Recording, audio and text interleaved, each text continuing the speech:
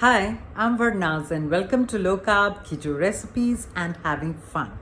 Today I have the recipe for you for a keto low carb pasta which uses pure keto ingredients. It's turned out absolutely amazing and I'm sure this is going to be your go-to pasta for life.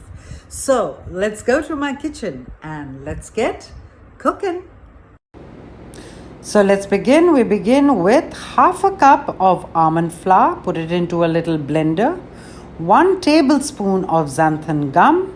1 tablespoon of cream cheese. To use full fat cream cheese. 1/4 of a teaspoon of salt. And give it all a good blitz. Now we're going to crack in 1 egg. In that goes, and blitz it again really well. Now it's still a little sticky mixture, so we are going to blitz it again and put in 1 tablespoon of olive oil. Again, give it a good mix, take it out, and we are going to let it rest for about 5 minutes. After that, we are going to work it like a normal dough in your hands, on your countertop, and keep it again to rest. Now I've just taken a little bit of psyllium husk to dust over.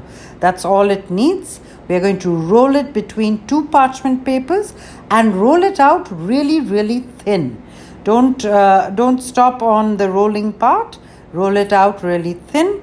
And now I'm going to make it into a perfect rectangle so that we get the most number of pasta noodles out of it.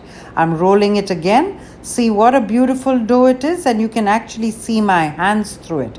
Now I'm going to cut it into strips, and you can do it whichever way, lengthwise or widthwise. And here we have the lovely pasta. Now I'm going to cook it on the stove top. Keep medium hot water, not boiling water.